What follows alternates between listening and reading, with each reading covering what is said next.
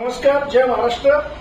मी आशिष साबळे पाटील, माझ्यासोबत मनसे सहकार सेनेचे जिल्हाध्यक्ष मनोज खराबी आणि तुषार मोरे आणि ही माझी पूर्ण माझ्यासोबत जे आहेत आज हे सगळे एअरटेल कंपनी वाकडेवाडीचे कर्मचारी आहेत। गेल्या महिन्याभरापूर्वी हे लोक माझ्याकडे तक्रार घेऊन आली होती की तिथे शाहबाज अहमद म्हणून असणारा जो टीम लीडर आहे तो आपल्या मराठी पोरांना मराठी सणांना सुट्टी देत नाहीये, त्यांना विकली ऑफ देत नाहीये, त्यांना गेले 3 महिने पगार केला नाही, फ्लोअरवर हिंदीच बोलायचं, त्याला मराठीची काय एलर्जी माहित नाही।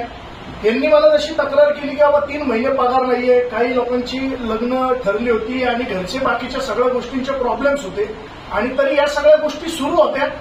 त्यावेळेला त्यांच्या लिगल टीमशी आणि HR लोकांशी मी बोललो की बाबा या मुलांवर अन्याय करू नका, तुम्ही आपली ही मराठी पोरं कामाला येत आहेत तुमच्याकडे, तुम्ही त्यांचं पेमेंट थकवतायत, त्यांच्यावर अन्याय करतात, 1 रुपये अन्याय करू नका, ही त्यांना विनंती वजा त्यांना सांगितलं होतं, नाही आम्हाला यावं लागेल। गेले 15 दिवस मी त्यांचे सचिन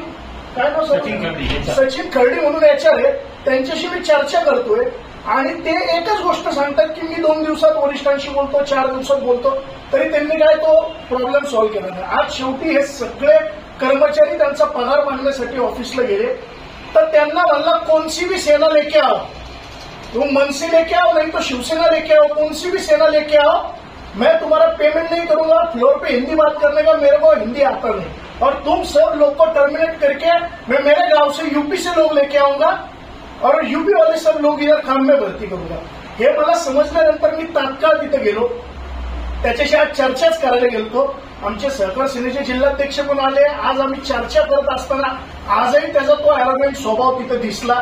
त्याला मी विचारलं की बाबा या मुलांचा पगार तू केला पाहिजे आणि यांच्यावर अन्याय नाही केला पाहिजे, तर आजही तो मेरे को मराठी आता नाही, मी मराठी बोलूंगा नाही, आणि त्याचा तो जो काही उज्जत अॅरोगन्सी असलेला स्वभाव होता त्याला आम्हाला मनसे स्टाईलला चोप द्यायला लागला आणि मग त्याला चोप दिल्यानंतर आज सांगितलंय सोमवारी यांचे पगार पण यांना जमा झाले पाहिजे, कुठल्याही कर्मचाऱ्याला अन्याय झाला पाहिजे नाही, आणि तू पुण्यात आलाय तर तू मराठी बोलायला शिक, आणि तू जर परत तिथं आरेरावी केली तर तुला परत एकदा मनसे स्टाईल चोप दिला जाईल। कालची जी घटना ठाण्याला घडली तेव्हापासूनच आम्ही डिस्टर्ब होतो पूर्ण, की बाबा आपला मराठी माणूस एकत्र का येत नाही, आपण हिंदू म्हणून एकत्र येत का नाही।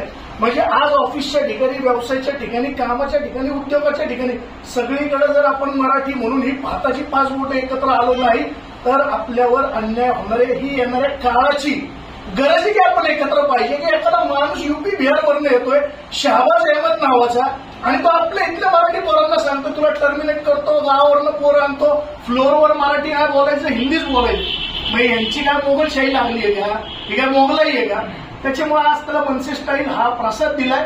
हा आम्ही एक मेसेज पाठवतोय महाराष्ट्र नवनिर्माण सेनेतर्फे की तो जे बोलला कोणसी भी सेना लेके आओ, मनसे लेके आओ नाही तो शिवसेना लेके आओ, म्हणून त्याला आज दिलेला हा एक चोप आहे आणि हा संबंध महाराष्ट्रात एक मेसेज गेला पाहिजे की परत जर महाराष्ट्र नवनिर्माण सेनेला कोणसी भी सेना लेके आओ आणि तुम्ही मराठी बोलणार नाही तर तुम्हाला मनसे स्टाईल चोप दिला जाणार। धन्यवाद, जय महाराष्ट्र।